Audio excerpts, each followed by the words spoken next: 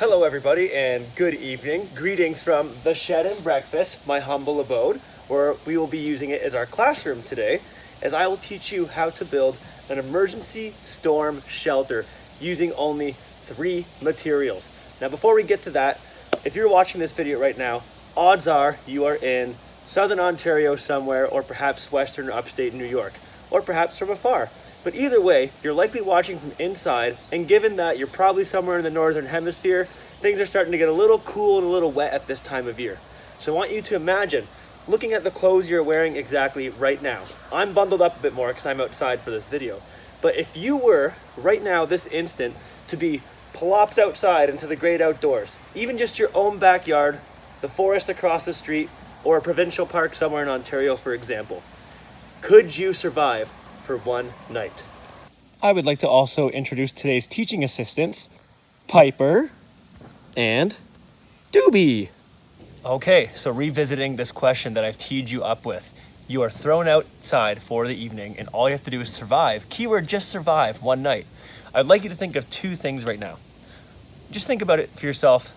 Maybe jot it down on paper, maybe say it aloud, it's up to you. But 1, is survival supposed to be comfortable? And 2, given the circumstances I've given you for this scenario, what do you think is the most important thing we need to do first to survive one night? If you said that survival is not necessarily comfortable, you are correct. And if you said or thought that making a shelter for your evening involuntary overnight stay outside is the first priority, then you are also correct. Let's get to it. Okay, so from the vineyards to Paradise Beach behind the Shed and Breakfast, I present to you the only 3 materials you need to make an effective shelter, everybody. Okay, let's take a look. All we need for today's exercise material-wise is a tarp. This one happens to be 8 by 11 feet. I feel like that is a perfect size for an individual and for this particular exercise. And sticks, particularly just 3. 2 medium ones about the same length, and then 1 significantly longer one. I'll explain to you why this matters in just a moment. And lastly, we will be using something that you can tie with. Now, because this is a survival situation, we don't always have strings and rope on us, but perhaps I chose to wear a backwards cap today. However, in my backpack here, I always keep a spare bandana. This can be used to tie things together, and I'll show you that in just a moment, and some alternatives we can do, or accommodations, with all these materials. But let's get started because there's a storm coming.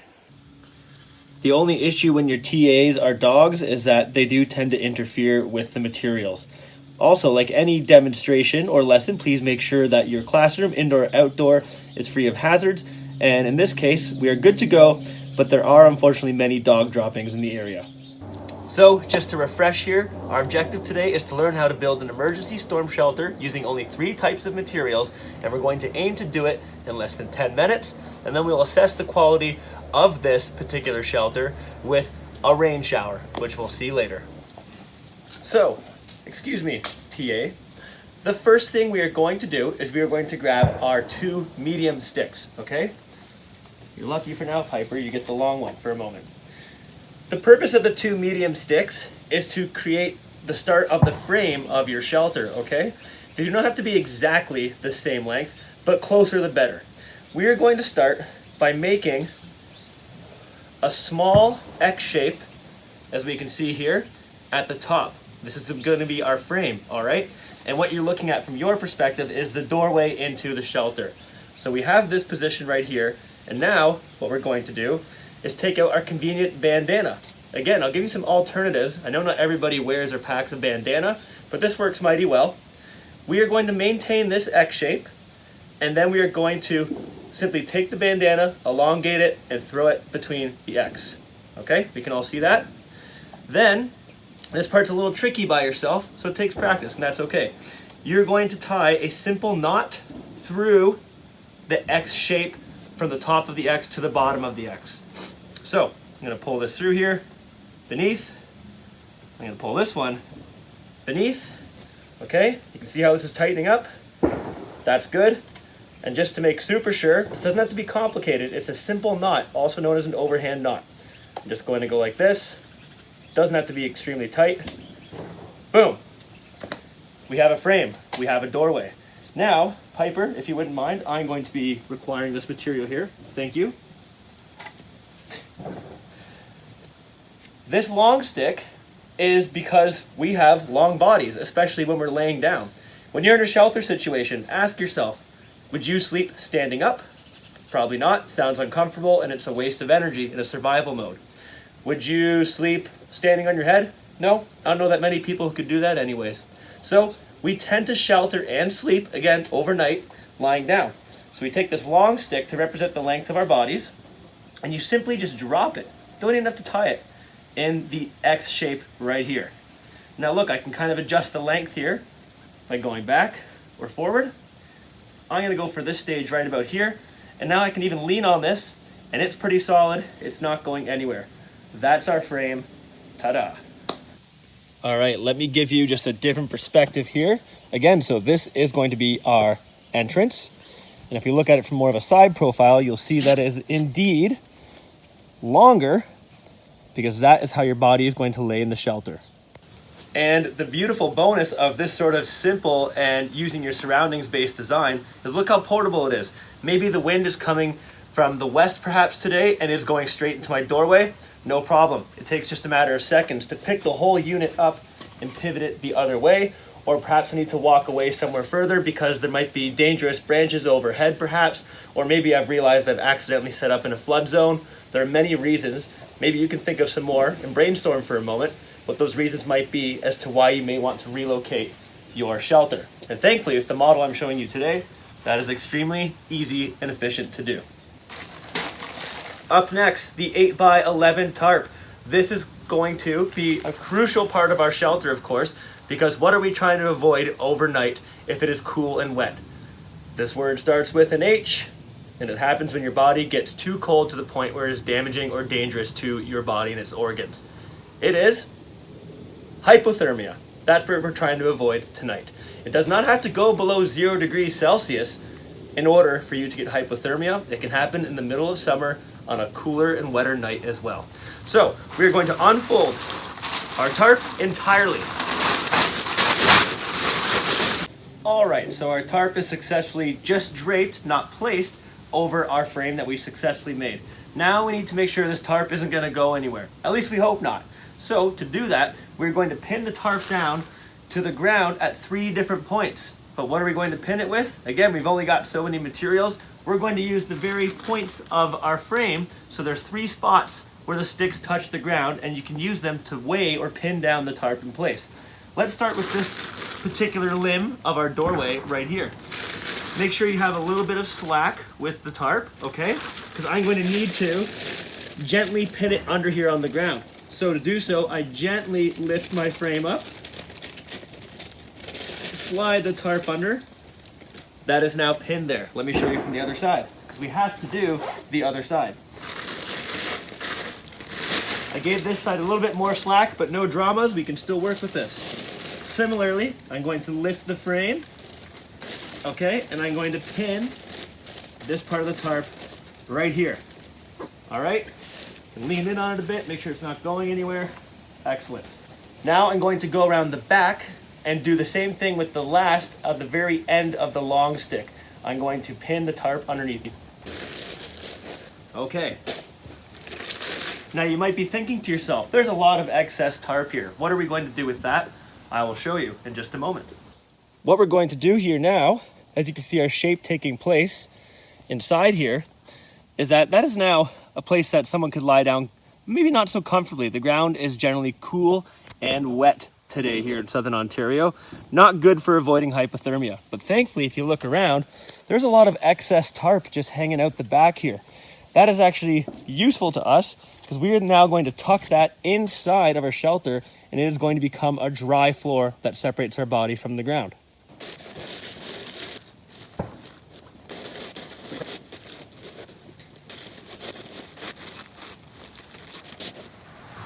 I'm now briefly going to crawl inside and use my body weight and my arms just to kind of flatten things out for my body.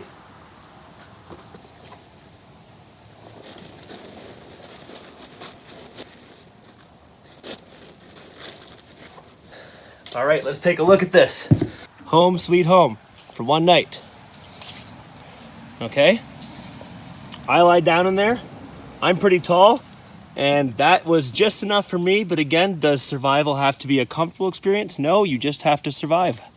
Now, personally, I think there's room for improvement to secure this top point a little bit. So again, survival is a lot about improvisation. I'm going to use this remaining bit of bandana here to pull this part down, and I'm going to tie it through that eyelet right there, and that will add even extra tension and strength to the overall tarp.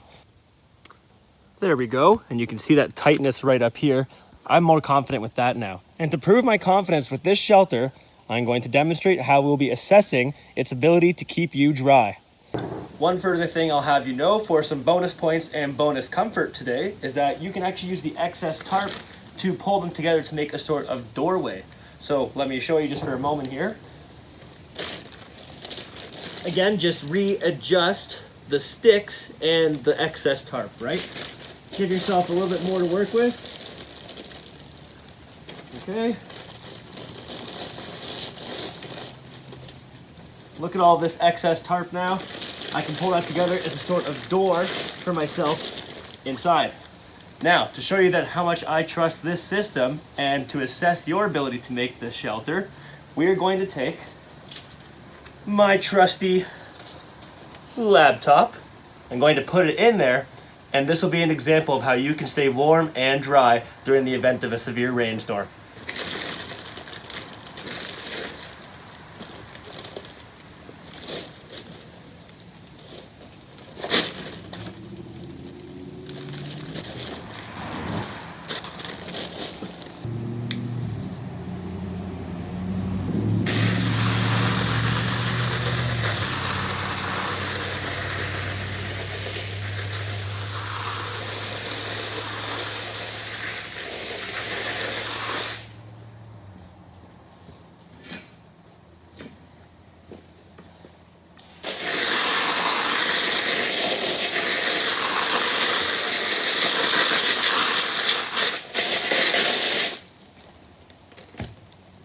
On this note, I obviously closed the door to my shelter on the outside, but this is also very doable from the inside. Just to be clear, I'm going to kind of just take a little peek in.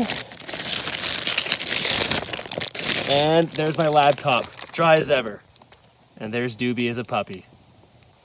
All right, let's talk about some modifications or some slight alternatives that you could do besides the materials that I've just shown you. So we're looking at essentially the quintessential Canadian lineup here. We have our paddling oars, we have some barnyard scraps, and we have 2 hockey sticks.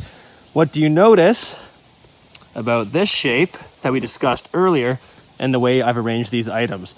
The point that we're trying to make here is that you can accomplish this exact same goal using a variety of items that are available to your advantage. Similar for the bandana, think of all the other things that are not rope or string that you could use to tie with. Take a moment to brainstorm.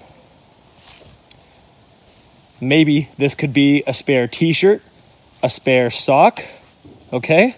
There are even some vines and some live branches that can be bent and used to make a basic or simple knot. And again, this whole exercise is assuming that you have a tarp in your backpack. That's one variable to consider. However, we have assessed the shelter. The laptop signifies, just like all of you, you would stay dry in a shelter like this. It would be stable, and it was quick and easy to make. We also did it in under 10 minutes. My formal assessment in this case of your abilities to make this shed, or your goal, I should say, is to see if you and or your belongings would stay dry in there during a rainstorm. My informal way of assessing this particular lesson is how you communicated perhaps with a group member, or how you corrected your own mistakes along the way to work your way to a better goal or more complete shelter simply by observing on the fly. I would like to take this moment from the backyard beach behind the shed and breakfast to say thank you for coming along on this lesson today. I hope you learned something valuable. I also hope you never have to do this in real life. And again, thank you for your time. I can't wait to see your lessons as well. Have a good one.